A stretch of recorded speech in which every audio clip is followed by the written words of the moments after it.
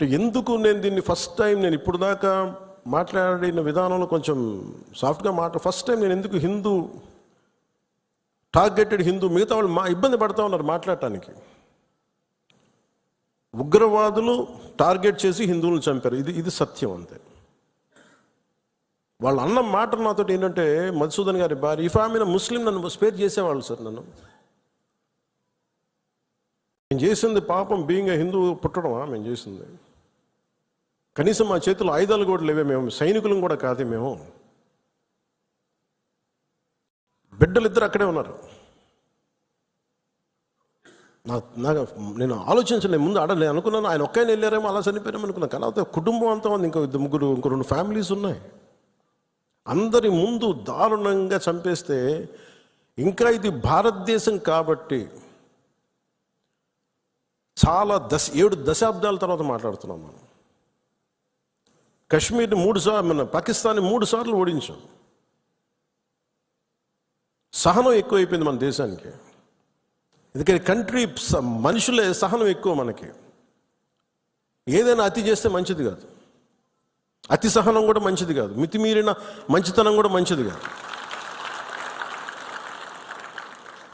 ఇష్టారాజ్యంగా వచ్చి కాల్ చేసి వెళ్ళిపోతా ఉంటే మనం ఎందుకు కామ్గా ఉండాలి? మన జన సైనికుడు చనిపోయిన మన జన సైనికుడు మనలో ఎవరైనా కావచ్చు, అది నేను కావచ్చు, మీరు కావచ్చు, ఎవరైనా కావచ్చు. అది ఎంతమంది ఇక్కడికి వచ్చేసి ఉంటున్నారో మనకు తెలియదు, ఏ ముసుగులో ఉంటున్నారో తెలియదు మనకి. సో మీరు వెళ్ళేటప్పుడు ఇది నిరంతర పహార, eternal vigilance is essential element for democracy. మన బాధ్యత పదవులు వచ్చేసినాయా లేదా, మనం గెలిచేసామా లేదా అన్నిటికంటే కూడా ఎంత బాధ్యతగా ఉండగలం, మనం ఎంత నిరంతరంగా మనం విజిలెన్స్తో ఉండగలం, పహారా కాయగలం సమాజం మీద. ఊళ్ళల్లో ఎవరైనా కొత్త వ్యక్తులు వచ్చారా, అనుమానాస్పదంగా తిరుగుతున్నారా, ఇవన్నీ it's also part of our responsibility. So నాకు ఇది 3 సార్లు యుద్ధం ఓడిపోయిన తర్వాత మన మంచితనం ఇంకా అర్థం చేసుకుంటే ఇలాగ వచ్చి ఇళ్లలోకి వచ్చి చంపుతారు. షికార్కి వెళ్తే సరదాకి వెళ్తే చంపేస్తారు. దీనికి మటుకు చాలా బలమైన స్టాండ్ తీసుకోవాలి. అందుకే నాయకులందరికీ కూడా, జన సైనికులందరికీ కూడా, వీరమలందరికీ కూడా ఇది ధైర్యంతో కూడుకున్న పని. ఉగ్రవాదులను ఎదుర్కోవడం అంటే ధైర్యంతో కూడుకున్న పని. Though we're a regional party, we didn't expand as on now. We confined only to state, AP, maybe కొంత తెలంగాణ. కానీ మన ఆలోచన విధానం జాతీయవాదం. ఇది మీరు బలంగా ఉండగలిగితేనే రేపొద్దున యుద్ధ పరిస్థితులు రావచ్చు, రాకపోవచ్చు నాకు తెలియదు యాజ్ ఆన్ టుడే. బట్ కొన్ని 7 అంశాల మీద నిర్ణయాలు తీసుకున్నారు. ముందు వాటర్ ఆపారు. అంటే కొంతమంది మాట్లాడుతారు, కొంతమంది లీడర్స్ ఎంత లౌకికవాదం, ఎంత సెక్యులరిజం అంటే అందరికీ, ఎంత సెక్యులరిజం అయిపోయిందంటే అందరికీ. నేను అనేది మన కంట్రీ స్లోగనే సత్యమేవ జయతే. Unlike America, in God we trust అంట. 3 కోట్ల దేవతలు ఉన్న దేశాలలో మన సత్యాన్ని నమ్ముతాం, కానీ మన అమెరికాలాగా ఇన్ గాడ్ వి ట్రస్ట్ ఒక దేవుడిని పెట్టలేదు మన దేశంలో. We're beyond religion, we're beyond God. Truth is eternal.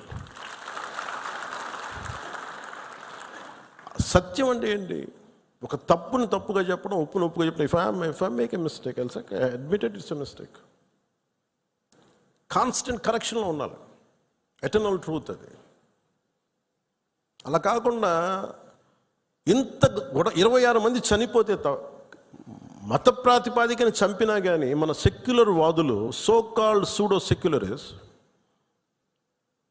వాళ్ళు ఏం మాట్లాడుతున్నారు? మతవాడికి చంపలేదంటారు. చనిపోయిన మధుసూదన్ గారి భార్య, అందరూ వాళ్ళ అబద్ధాలు చెప్తారు. వాళ్ళు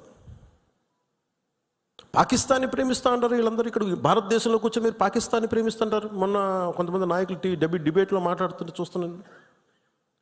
మీరు పాకిస్తాన్ అంత ప్రేమిస్తే దయచేసి పాకిస్తాన్కి వెళ్ళిపోండి, ఇక్కడ ఎందుకు? పాకిస్తాన్ మీద మీకు అంత ప్రేమే ఉంటే ఇది మాట్లాడుతున్న పని ఏదైనా వీళ్ళందరూ కూర్చొని కాంగ్రెస్ నాయకులు వీళ్ళందరూ, కొంతమంది ఎమ్మెల్సీలు కూడా ఉన్నట్టుగా అనిపించింది నాకు చూస్తుంటే. ముఖ్యంగా సౌత్ నుంచి ఉన్నారు కొంతమంది. సీనియర్ కాంగ్రెస్ నాయకులేం కాంగ్రెస్లోనే విభేదం ఉంది. మేము వెళ్ళిపోతే మీరు పాకిస్తాన్ని, మీరు భారతదేశంలో దాడి జరిగినప్పుడు భారతదేశానికి నిలబడాలి తప్ప పాకిస్తాన్కి నిలబడతాం మీరు సెక్యులరిజం అంటే అది ఏ ససేమిరా ఎవరు ఒప్పుకోరు. ఇక్కడ ఆ బలం మనం చూపించాలి. మనం ప్రాణాలు పోతే తిరిగి వస్తాయా? ఆయన ప్రాణాలు పోయినాయి, ఆయన బిడ్డల పరిస్థితి ఏంటి? ఆయన భార్య పరిస్థితి ఏంటి? మెరిట్ మీద ఉద్యోగం సంపాదించుకున్న అబ్బాయి, ఒకటే కంపెనీలో నిలబడి ఆ మెరిటోరియస్గా ఎదిగినవాడు, ఒకటే మాట ఆయన మా మిస్సెస్ మాట్లాడుతూ ఉన్నారు, మాకు ఏం ఆశలు లేవు సార్, మేము సింపుల్ ఒక చిన్న మిడిల్ క్లాస్ ఫ్యామిలీ, మేము టీవీల్లో కనిపిస్తామని మా కళ్ళలో కూడా ఉన్నాం, కానీ మా దురదృష్టం ఇలా కనిపించాం మేము టీవీలోనే. నా భర్త చనిపోయినప్పుడు ఇలా మేము టీవీలో కనిపించి మా బతుకులు బయటకు వచ్చినాయి, నా భర్త చనిపోయాడు, అది చెప్పుకోవాల్సిన దుస్థితి మాకు వచ్చిందని. వెళ్ళినప్పుడు బిగినింగ్లో ఆవిడ నన్ను ఎంత ఒకలాగా ఒక నిష్ఠూరంగా మాట్లాడారంటే బాధపడుతున్నారు. మిమ్మల్ని అనకూడదని మళ్ళీ అన్నారు. మీరందరూ ఇస్తేనే కదా నమ్మకం, ఇది మోదీ గారి ప్రభుత్వం, ఎన్డీఏ ప్రభుత్వాన్ని కదా మేము భరోసాతో కదా మేము వెళ్ళింది, మేము కాశ్మీరు ఇన్ని కోట్ల మంది వెళ్ళారని మీరు అందరూ చెప్తేనే కదా మేము వెళ్ళాం కాశ్మీరు, మమ్మల్ని ఇలా పెట్టేశారు ఏంటి అనేది ఆవిడ మాట్లాడుతుంటే నాలో మొత్తం భారతదేశ ప్రభుత్వాన్ని చూశారు ఆవిడ. నన్ను ఆ తిట్లు నేను తీసుకున్నాను. ఆవిడ సారీ చెప్తున్నారు కానీ నాకు అర్థం లేదమ్మా, మీరు ఎంత తిట్టాలో తిట్టను, ఏం పర్లేదన్నాను. మీ కోపం ఎవడో ఒకరి మీద చూపించాలి, మీరు కోపం మా మీద చూపించను పర్లేదన్నా అని. ఇంత దారుణంగా ఉంటుంది. నేను అనేది ఏంటంటే మనం నువ్వు ఏదైనా సరే మత ప్రాతిపాదికన చంపటం ఇది మటుకు అస్సలు ఏమాత్రం సహించలేదు.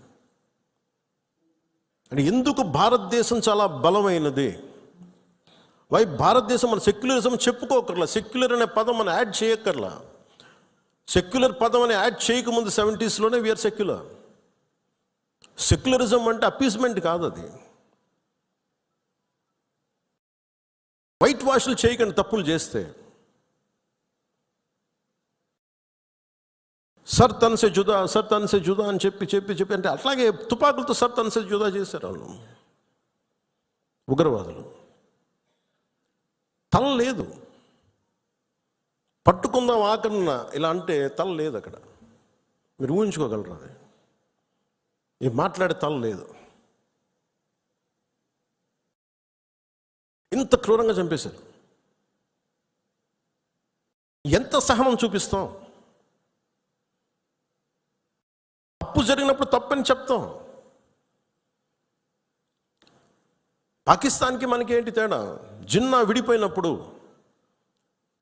మేము పాకిస్తాన్లో అందరినీ సమానంగా ఆదరిస్తామని చెప్పారు, హిందువులు ఎల్లక్కర్లేదు ఆదరిస్తామని చెప్పారు.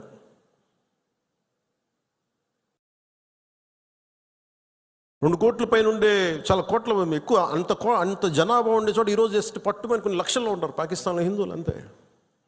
బట్ వేరస్ మన దేశంలో పాకిస్తాన్లో ఎంత జనాభా ఉందో ముస్లిం జనాభా అంత జనాభా ఇక్కడ ఉంది. That's what India is. అంటే మనం నిజంగా ఈ సోకాల్ సూడో సెక్యులర్ వాదులు చెప్పిన విధానంగానే అయితే నిజంగా అసలు ఇంతమంది ముస్లిం పాపులేషన్ ఉంటుందా? ఇంత వివక్ష చూపించే దేశం అయితే, హిందువులే నిజంగా వివక్ష చూపించే దేశమే అయితే ఇన్ని లక్షల మంది ఉండగలరా? అసలు ఇన్ని కోట్లాది మంది జనం ఉండగలరా? పాకిస్తాన్లో ఎంత ముస్లిం జనాభా ఉందో భారతదేశంలో అంతే ముస్లిం జనాభా ఉందో దాదాపు.